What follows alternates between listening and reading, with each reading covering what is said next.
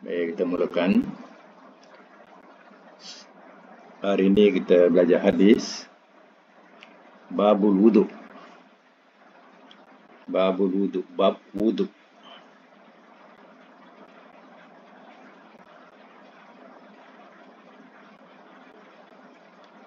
Dan hadis yang ke-36, bab wudu. Jadi wudu ni lebih tepat kalau kita sebut. Kalau kita niat pun nak berwudu tu saja aku berwudu. Ya, kerana Allah Ta'ala. Itu lebih baiklah, lebih tepat dalam kita menyebutkan perkataan dia. Ya. Macam air sembahyang. Ya. Jadi tak berapa cantik sangat bahasa, ya, kita mengambil air sembahyang. Ya. Jadi kita sebut wudu, itu lebih jelas dan lebih cantik bahasa mengikut Arabnya. Jadi kita pun dah lazim nak kemana nak pergi wudu, dah biasa pun sebutan tu. Apa salahnya kita gunakan wudu, tukar dengan air sembahyang. Macam kita kata nak solat, kita solat. Jadi biasakan perkataan solat, lama-lama generasi kemudian pun biasa sebut solat. Kita sebut sembahyang. Ya, itu pun bahasa yang masih dipertikaikan juga, perkataan sembahyang. Ya. Jadi lebih baik kita sebut solat, lebih baik kita sebut wudu. Ya. Okey, sekarang kita teruskan hadis 36. Ya. Dan kita mulakan dengan siapa nak baca? Seorang, boleh buka mic. Sila baca seorang. Buka mic. Boleh. Silakan. Tak ada siapa nak baca ke? Saya baca. Bolehlah baca. Silakan. Auzubillah minasyaitonirrajim. Okey, babul wudu. Hadis 36 dari Abu Hurairah dari Rasulullah sallallahu alaihi wasallam bahawasanya ia pernah bersabda, jika tidak aku menyebabkan kesusahan atas umatku, nescaya aku perintah mereka bersugi di setiap-tiap kali berwuduk. Dikeluarkan dia oleh Malik dan Ahmad dan Nasa'i dan disahkan dia oleh Ibnu Khuzaimah dan Bukhari, sebut dia sebagai ta'liq. Okey. 36, catatkan dulu hadis sah. Matan, dianjurkan kita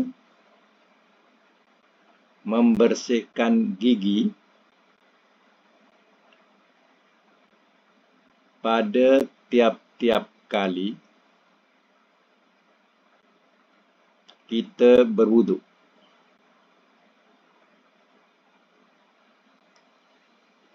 Hukum sunnah.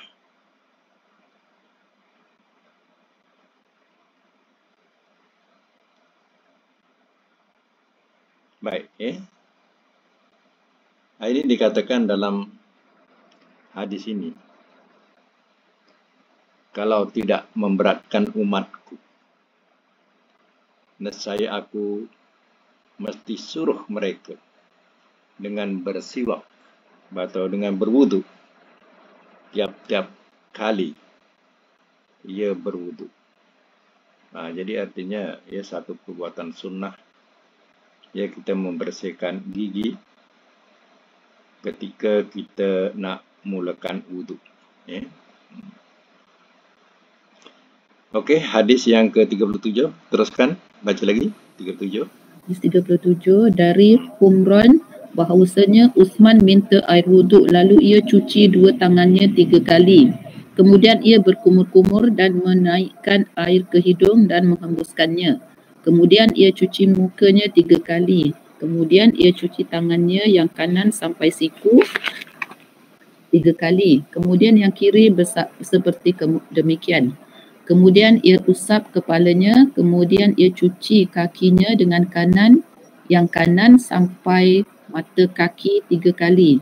Kemudian yang kiri seperti demikian. Kemudian ia berkata, saya pernah lihat Rasulullah SAW berwuduk seperti wuduk saya ini. Hadis 37, hadis sah. Matan menerangkan cara wuduknya Rasulullah sallallahu alaihi wasallam.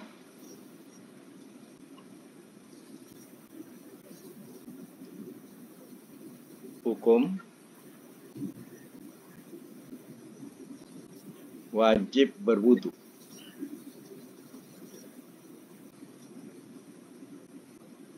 kecuali berkumur-kumur.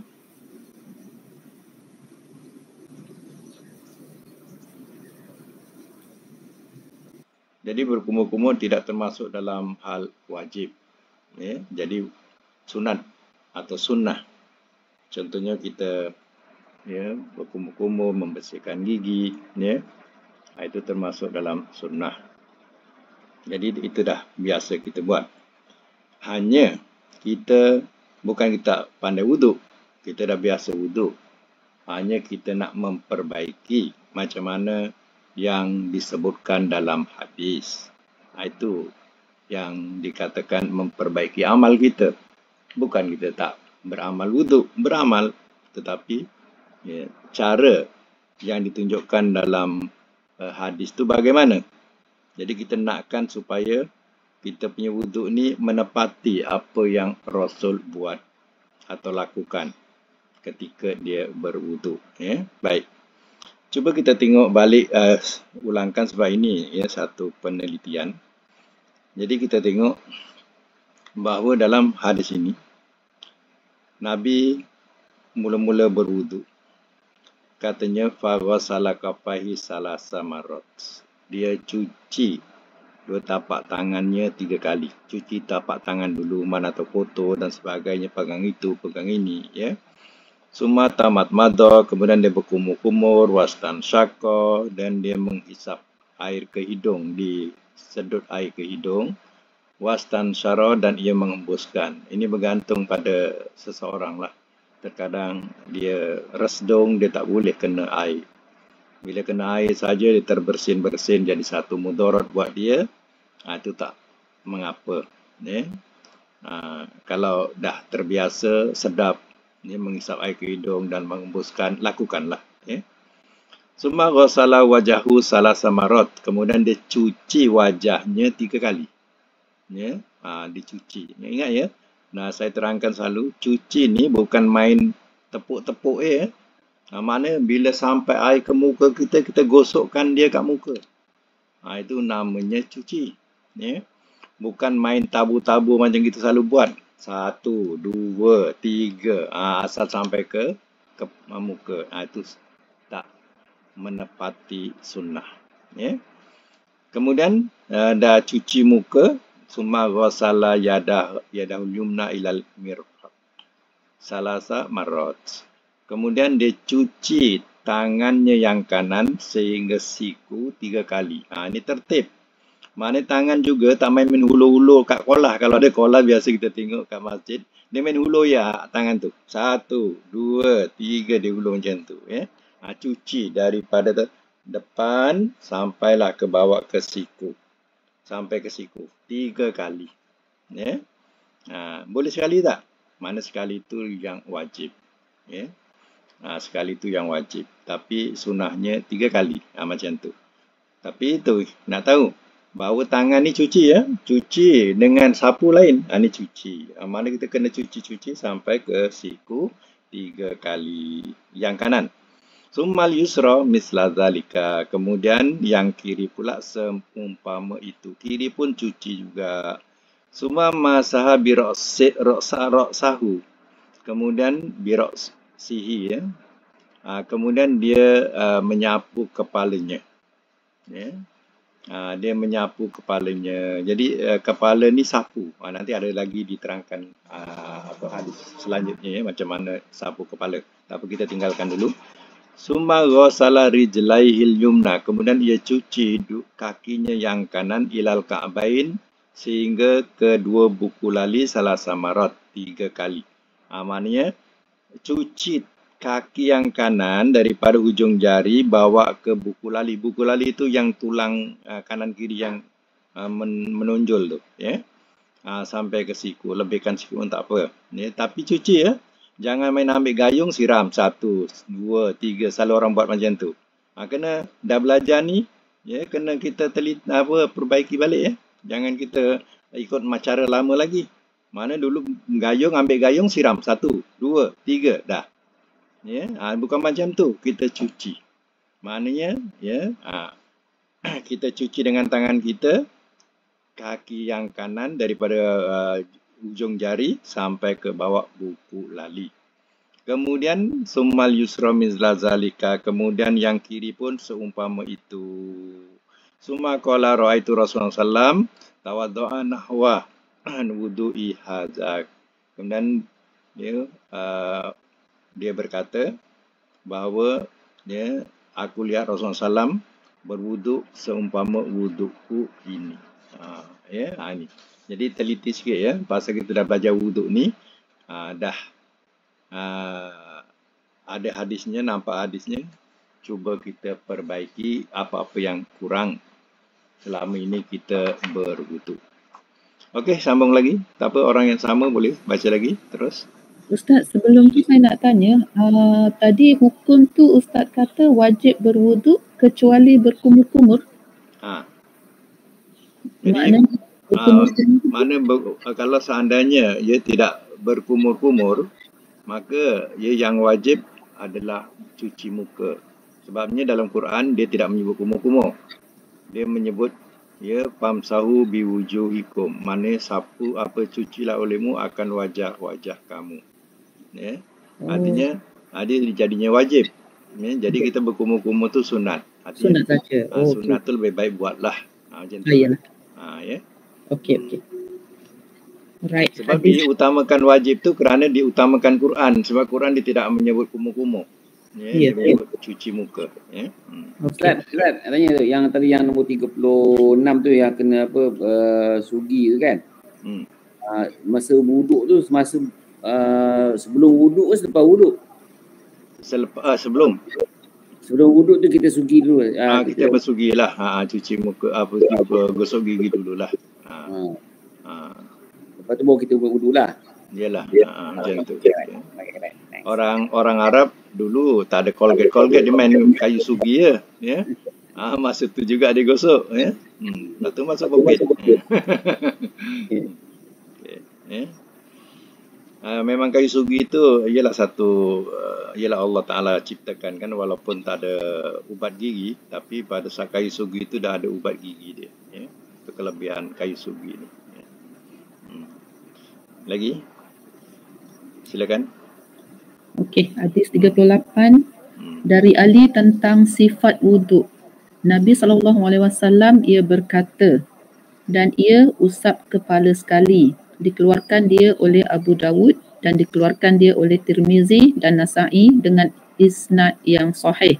Bahkan Tirmizi berkata, sesungguhnya hadis itu paling sahih di dalam bab ini. Okey. Hadis 38 catatkan dulu, hadis sah. Matan dia mengusap kepala di waktu berwudu cukup sekali sahaja.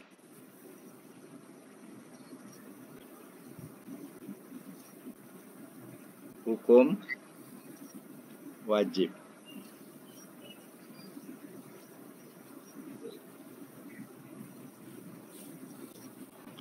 Baik, sambung lagi sebab dia ada kaitan. Nanti saya terangkan sekali senang. 39 dari Abdullah bin Zaid bin Ashim tentang sifat wuduk. Ia berkata, dan Rasulullah SAW usap kepalanya, iaitu ia jalankan dua tangannya ke belakang dan ia kembalikannya. Muttafaq alaih. Ya, cantik. Satu lagi, dia satu hukum. 40 Dan di satu lafaz lain bagi keduanya, ia mulai mengusap dari depan kepalanya hingga ia jalankan dua tangannya sampai tengkuknya. Kemudian ia kembalikan keduanya ke tempat yang ia mulai daripadanya. Okey, 39 dengan 40 sekalikan ya, satu hukum. Hadis sah.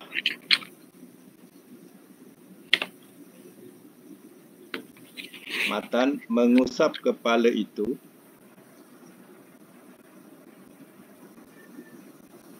harus rata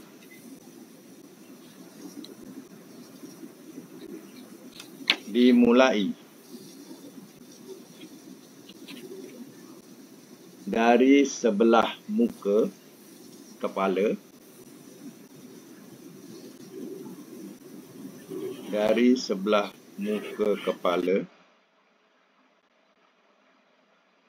ke belakang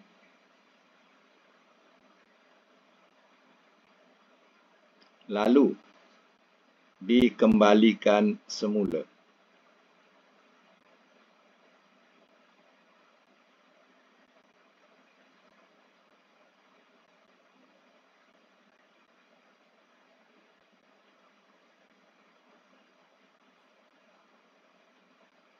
Satu lagi, 41 baru saya terangkan nanti.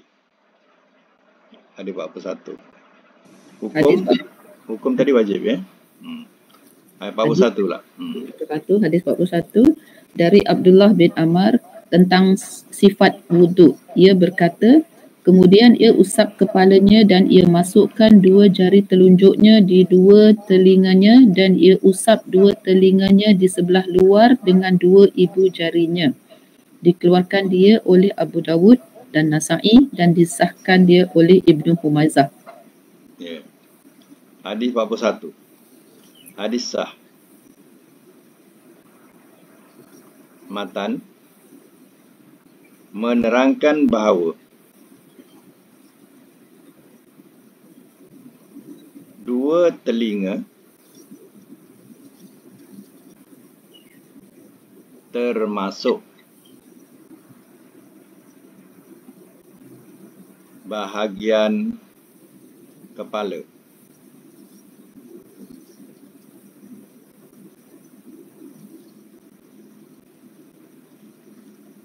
Hukum wajib.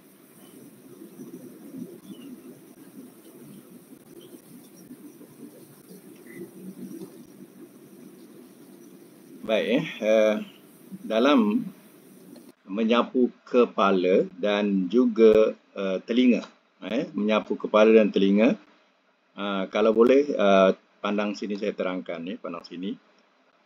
Menyapu kepala ni ya daripada depan. Ya, daripada depan sini bawa ke belakang sampai ke tengkuk ni, kita patahkan balik ke depan. Ya, ke depan. Kemudian telinga ni ada dua jari ni. Yang jari telunjuk kita masukkan dalam kita punya lubang telinga.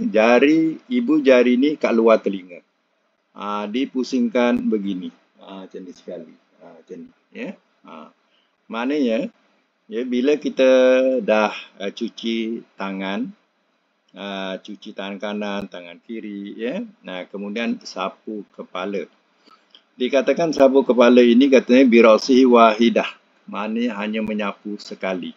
Kita menyapu ni, maknanya tangan kita basah sahaja ya, bukan menakung air. Tangan kita basah macam tu, basahkan. Kemudian kita alihkan dua jari ni. Dua jari ni kita alihkan untuk telinga ni, untuk telinga. Jadi kita yang ni tiga ni kita letakkan depan, bawa ke belakang, bawa ke depan, ya. Kemudian yang dua ni untuk telinga. Untuk telinga. Sekali. Macam tu. Ya. Tak ada yang kita tengok kalau kita tengok biasanya orang ambil wuduk ni sampai takut sangat air tu menitik kononnya. Telinga tu dia letak kat paip. Dia letak kat paip 3 kali cuci. Sini 3 kali, sini 3 kali. Letak kat paip tu. Kuatir mustakmal. Tu dah terlampau teruk sangat cara pemahaman tentang wuduk ni, sehingga membazirkan air begitu banyak. Jadi hal ini yang kita bukan buat pembaharuan.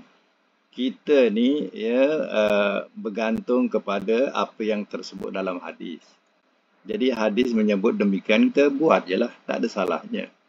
Wuduklah sebagaimana wuduk Rasul kan cantik. Macam tu jadi itulah cara wuduk Rasul. Jadi nak kata telinga 3 kali kanan, telinga 3 kali kiri, itu tidak ada nasnya. Kemudian yang menjadi pertikaian hanya dalam segi menyapu kepala. Menyapu kepala ni mengikut mazhab Syafi'i dikatakan sebagai biba'di, ba'din. Maknanya menunjukkan sebahagian. Katanya bitu bilitabi'id, mengikut dalam Quran tu katanya bitu litabi'id, maknanya sebahagian. Itu yang orang boleh sapu sebahagian kepala, sedikit je kat jambul kita ni. Disapu sedikit kat jambul kita. Jadi macam mana pula kalau perempuan? Kalau perempuan sama juga cara menyapu, tapi bukan makna rambutnya disapu sepanjang-panjang rambut tu, tak ada. Hanya kita letakkan tangan sampai ke arah sampai ke leher tu, pusingkan balik ke depan. Kemudian telinga. Biasa buan ni tempat yang tertutup lah. Tapi kalau kadang ada juga R&R ni yang tak bertutup. Untuk perempuan ni tak bertutup. Jadi bagi orang perempuan nak berwuduk ni susah sikit. Jadi dia bolehlah hanya jolokkan tangan tu ke dalam tudung, walaupun separuh, jolokkan ke arah tudung separuh, dan juga telinga, dan sebagainya juga dia hanya sapukan atas tudungnya saja. Atas tudungnya saja, kemudian dia sapu telinga. Macam itulah cara bagi wanita. Kadang ada tempat-tempat yang terbuka, susah juga buat dia. Baik, jadi artinya kesimpulannya bahawa kepala dengan telinga sekali. Okey. Ustaz, apa dia? Tanya, dalam masa sapu tu Ustaz, sekali ke 3 kali Ustaz? Sekali. Tak perlu buat 3 kali. Telinga sekali. Kepala dengan telinga sekali. Sekali. Tapi adakah kena buat 3 kali? Tak boleh. Itu tak ada 3 kali. Jadi maknanya sebab dikatakan katanya biroksi wahidatan, maknanya wa masaha biroksi wahidatan, menyapu kepalanya sekali saja. Tapi kalau yang tiga kali itu kita boleh buat sekali. Contohnya tangan tu 3 kali. Kita boleh buat sekali. Sebab yang sekali tu wajib. Macam tu kaedah dia. Terus kamu ni salah lah 3 kali buat kan? Buat 3 kali. Tak, sekali je. Memang salah yang kami buat selama ni, Masya Allah. Itu yang kita bila belajar ni, kita belajar hadis, kita punya keyakinan tu lebih mantap. Dalam pembelajaran tu, kita lebih mantap. Bila kita nampak hadisnya, cerita hadisnya macam ni baru mantap. Selama ni kita ikut buku-buku je. Buku karangan orang-orang je. Buku karangan, karangan orang. Tapi hadisnya tak ada. Jadi sekarang bila tertumpu pada hadis, kita nampak. Macam tu. Maknanya kalau sapu kepala dengan telinga tu kita buat 3 kali, maknanya dah jadi makruh ke Ustaz ke? Yelah, macam tu lah hukum dia. Oh, okey. Sebab dia hukum sekali, kita buat 3 kali. Tapi aku tak ni tak ni lah, kalau kena ajar semua orang balik lah. Tak apalah, selama ni kita tak faham lagi, tak apa. Tak tahu selama ni Allah. Tak tahu. Jadi kalau kita dah tahu, kita buat. Okay, Tapi yang saya perhatikan lah, wuduk ni yang kita baca ni, wuduk yang kita baca ni, yang nampak sekali saya biasa lihat di masjid India, orang-orang India Muslim, dia praktikan dalam bab wuduk ni, dia tengok dalam segi menyapu tu sama dalam hadis ni. Kecuali kita ni menyapu telinga 3 kali kan, membasuh telinga 3 kali. Kita ni telinga cuci, bukan sapu ya. Itu yang sampai kuyup.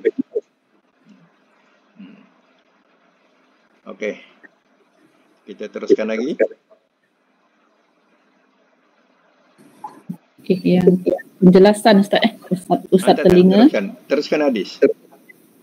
Teruskan hadis Okey, hadis 42 dari Abi Hurairah, ia berkata, telah bersabda Rasulullah sallallahu alaihi wasallam, apabila seseorang daripada kamu bangun dari tidurnya, maka hendaklah ia menaikkan air ke hidung dan menghembuskannya 3 kali kerana syaitan itu bermalam di lubang hidungnya.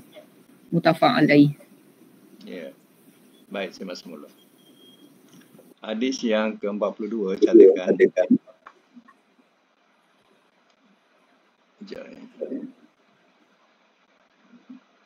Hadis ke-42. Hadis sah. Matan, apabila seseorang bangun dari tidur malam,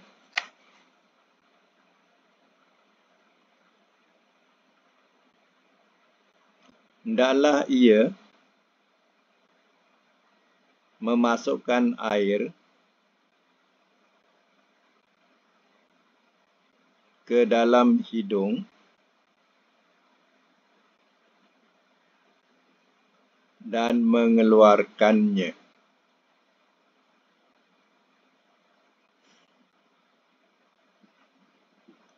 Bracket 3 kali.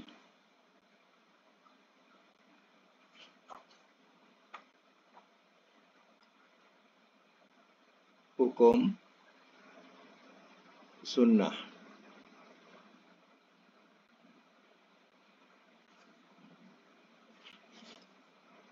Baik ini di luar wuduk di luar wuduk. Maknanya ada kaitan-kaitan yang mana Rasulullah SAW katanya bersabda di sini. Bila bangun seorang daripada tidur, maka hendaklah ia masukkan air ke hidung dan menghembuskannya. Kerana fa inna syaitan yabitu ala khushumihi. Khaysyumihi. Maknanya, maka sungguh syaitan dia tidur atas lubang hidungnya. Jadi kita kena faham bahasa syaitan Jadi bila kita sebut syaitan ni, pertama pandangan kita, orang kita jin. Pandangan orang kita hantu. Jadi sebenarnya bahasa syaitan adalah dia bukan makhluk. Dia bukan makhluk, dia adalah berbentuk perangai atau benda kotor dalam bahasa Arab. Benda kotor disebut syaitan. Perangai jahat disebut syaitan. Dia bukan makhluk jin, makhluk manusia, bukan. Kalau manusia digelar syaitan, jin digelar syaitan, itu perangai dia. Perangai dia jahat. Jadi artinya apa yang dimasukkan syaitan tidur di lubang hidung kita, maknanya kotoran-kotoran hidung tu banyak. Ketika kita tidur, banyak kotoran-kotoran yang ada di lubang hidung kita. Maka bila kita masukkan air, keluarkan, jadi bersihlah dia. Macam ibarat penapis aircon. Lama-lama kita pakai, penuh dengan debu.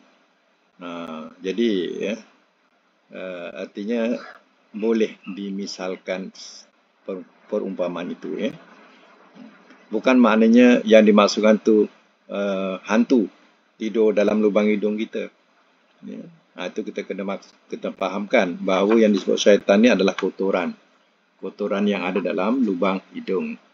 Itu sebab itu kena faham bahasa syaitan dalam bahasa Arab. Syaitan ni bukan makhluk. Syaitan ni perangai atau benda-benda kotor. Dikatakan sebagai syaitan. Baik lagi. Dan darinya.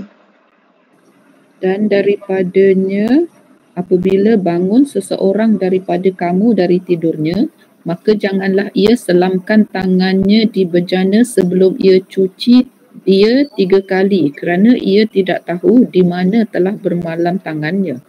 Muttafaq alaih, tetapi ini lafaz Muslim. Ya, mana ni di luar daripada wuduk tadi. Artinya wuduk tadi kena dikira kita dah sempurna juga. Tapi ada hal-hal yang berkaitan dengan wuduk lagi. Ya, jadi hal ini juga perlu diperhatikan atau diambil tahu. Hadis yang ke-44 ya. Ada satu lagi, 45. Sekalikan baca. Hadis 44. Dari Laqith bin Syabirah dia berkata, telah bersabda Rasulullah sallallahu alaihi wasallam, sempurnakanlah wuduk dan selatilah antara jari-jari dan bersungguh-sungguhlah pada menaikkan air ke hidung kecuali kalau engkau syaum. Dikeluarkan dia oleh 4 dan disahkan dia oleh Ibnu Huzaimah. Hadis ke-45, bagi Abi Daud pada suatu riwayat, apabila engkau berwuduk, hendaklah engkau berkumur-kumur. Ya. Saum-saum ni disebut saum tu mana puasa ya. Kalau saya kata bahasa situ disebut saum, mana puasa. Puasa. Baik ya. Hadis 43 dulu cantikkan. 43. Hadis sah. Matan. Sesudah bangun tidur,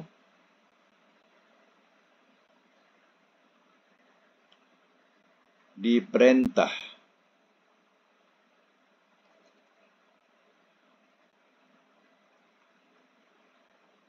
menyiram 3 kali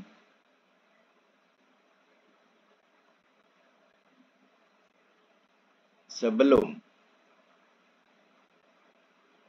mencelupkan tangan ke dalam bekas.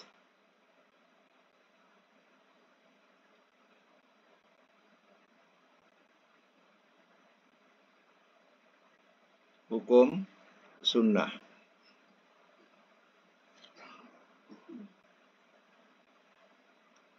Maknanya ini hal untuk menjaga kebersihan. Ya, kebanyakan dulu-dulu tak ada paip. Jadi harapkan bekas-bekas air, simpanan air itu pada bekas air saja. Jadi artinya kalau nak mencelupkan tangan pada bekas air tadi, hendaklah cuci tangan dulu 3 kali.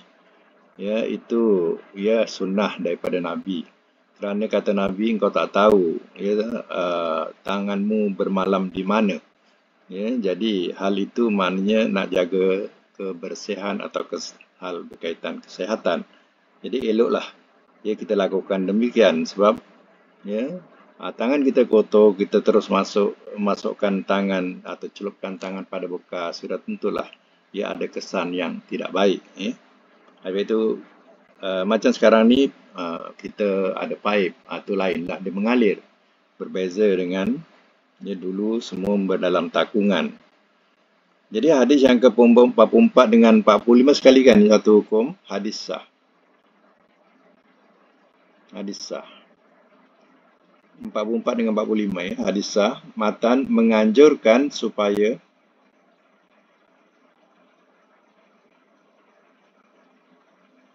sungguh-sungguh membersihkan anggota wuduk.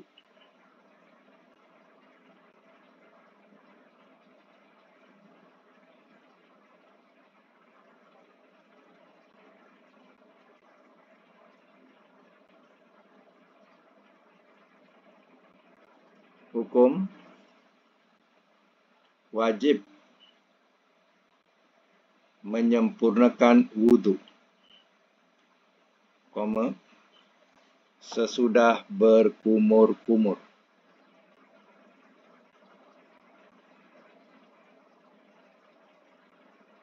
Perlu diingat dalam hadis ini ada menyebut tentang iman, puasa. Mana dalam bulan puasa kita boleh berwuduk tapi jangan sungguh-sungguh. Khawatir nanti tertelan air. Ya. Wuduk berkumur ala kadar saja ketika kita berpuasa. Kalau tak puasa tak apa.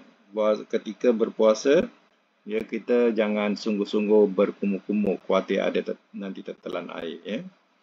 Itu diingatkan hadis 44.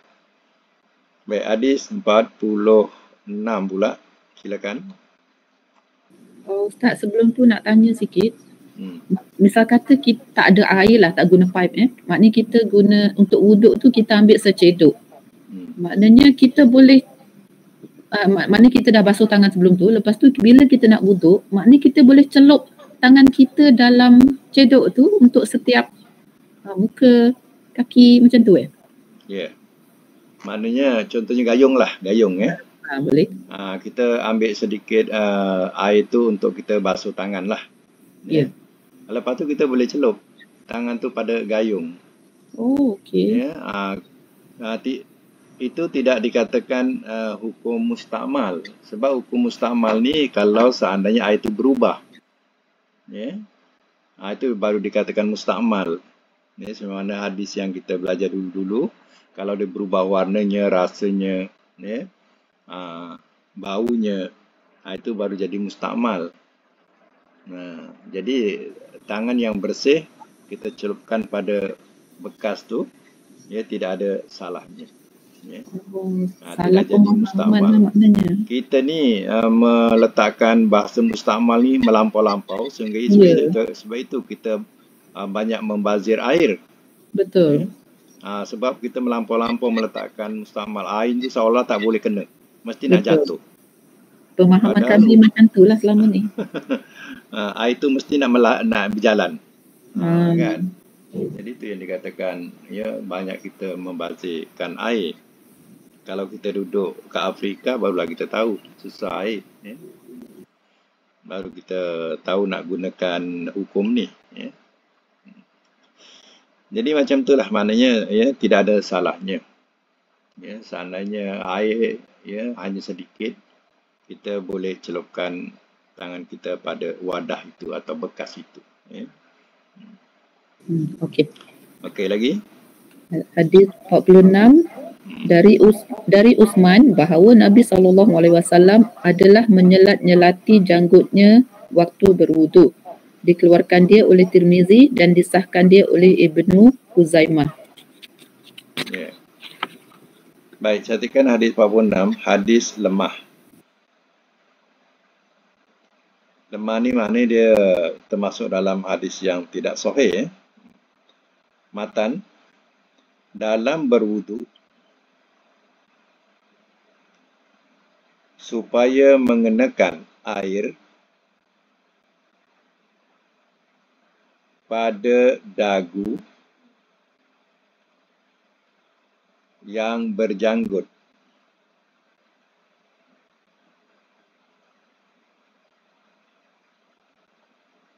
Sebab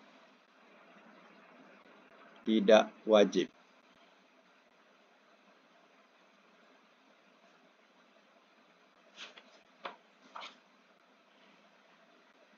Jadi berdasarkan kepada hadis yang lemah ini, seolah-olah tempat tumbuh janggut tadi tu, mesti kulit tu nak kena air. Jadi hadis ini lemah. Jadi sebenarnya orang yang berjanggut tebal, dia sekadar mengusapkan janggut macam ni je. Dia janggut tebal, dia usapkan macam tu je.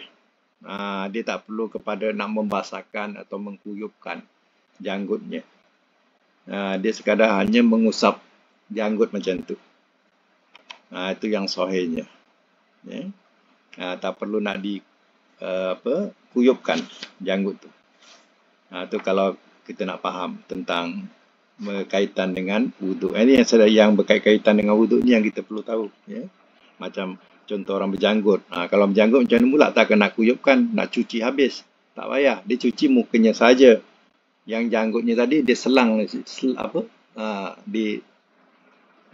selati macam tu je. Dengan jari sekali je. Cukup. Baik lagi 47. Hadis 47 dari Abdullah bin Zaid. Hukum pada 46 tu. Macam mana?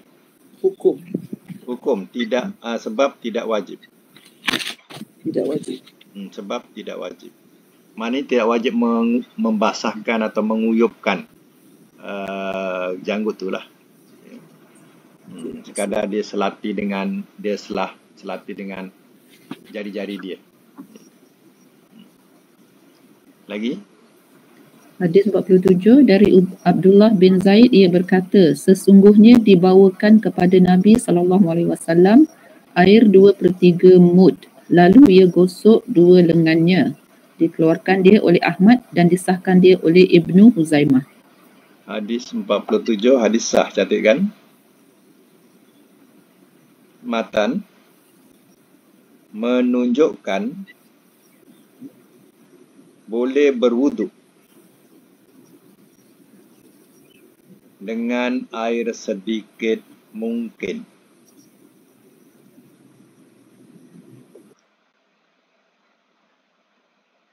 Bracket 2/3 mud.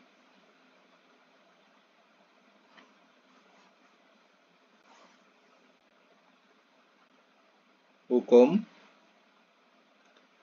mubah bracket tidak najis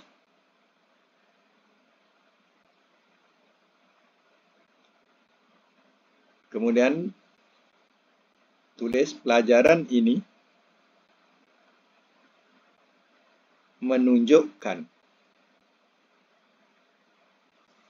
air mustakmal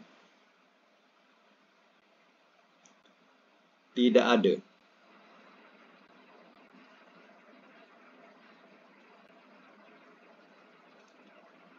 Baik, dalam hadis 47 ini, Nabi SAW hanya dapat air begitu sedikit. Dikatakan 2/3 mud.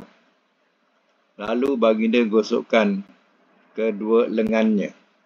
Maksudnya apa? Maksudnya Nabi berwuduk dengan air yang cukup sedikit tadi. Sebab itu dikatakan tadi tidak ada air mustakmal. Walaupun kita celupkan tangan pada bekas itu, tidak mustakmal. Mustakmal yang kita dah belajar dulu kalau dia berubah warna, bau dan rasa. Itu barulah dikatakan mustakmal atau muntanajis. Jadi mud ni, bahasa mud ni ialah cupak. Mud ni cupak. Kalau sok gantang.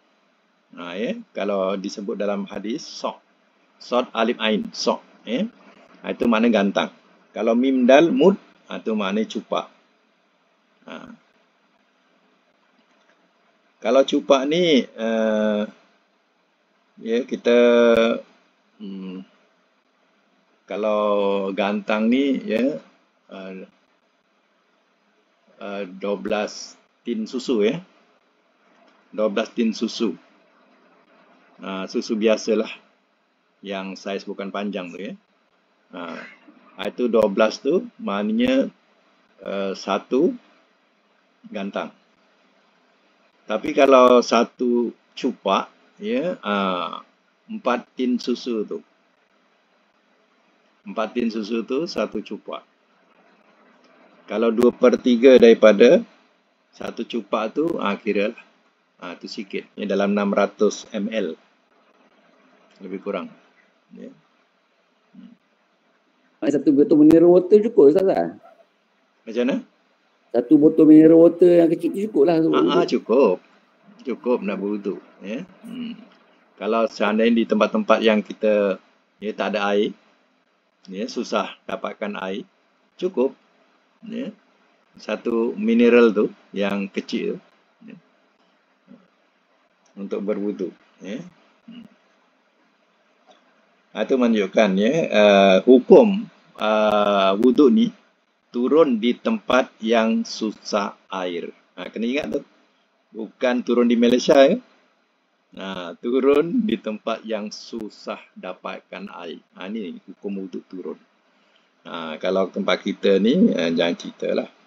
Ya, kecuali bulan kemarau atau kena catu, masa tu baru kita benar-benar berhati-hati gunakan air. Ya.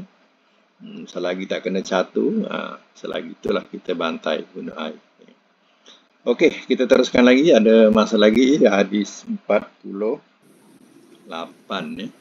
Hadis 48, dan daripadanya bahawasanya ia melihat Nabi SAW mengambil buat dua telinganya air yang bukan ia gunakan buat menyapu kepalanya. Dikeluarkan dia oleh Baihaqi, tetapi hadis itu di sisi Muslim dari riwayat itu juga dengan lafaz, dan Rasulullah SAW usap kepalanya dengan air yang bukan dari sisa dua tangannya, dan itulah lafaz yang mahfuz. Okey. Perhatikan hadis 48. Hadis 48, hadis ada A ada B ya. Hadis A dulu. A riwayat Baihaqi lemah. Riwayat Baihaqi lemah. B riwayat Muslim sahih.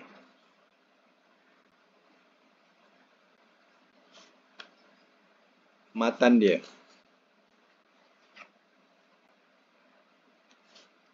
A mengusap kepala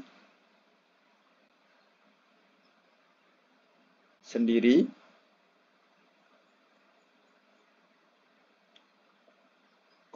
mengusap telinga sendiri.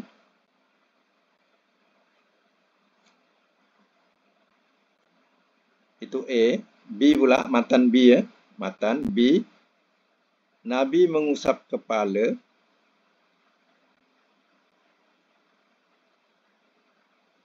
dengan air yang baru.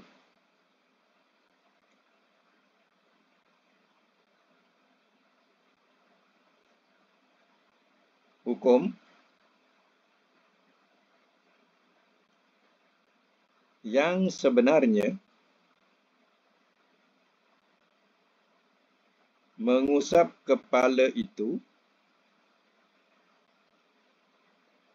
wajib sekali jalan dengan telinga.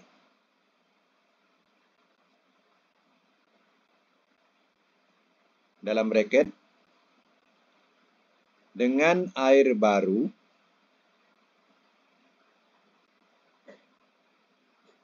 maksudnya bukan bekas dari membasuh tangan.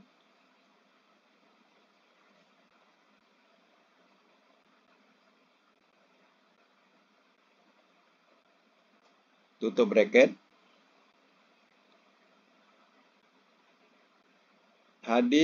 Lihat hadis nombor 41 yang kita baca tadi.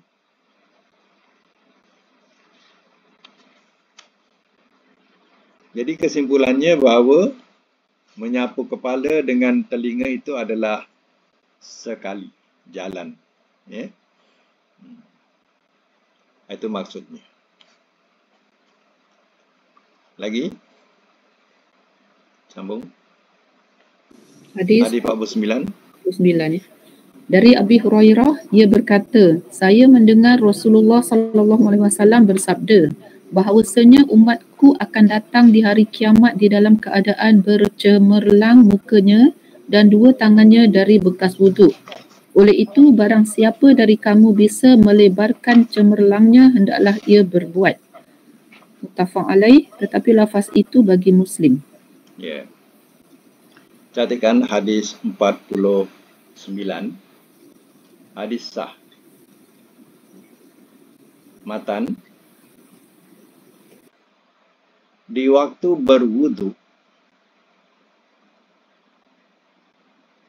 air boleh dilebihkan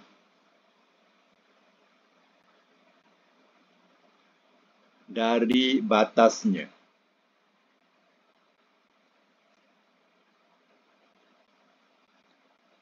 Hukum sunnah.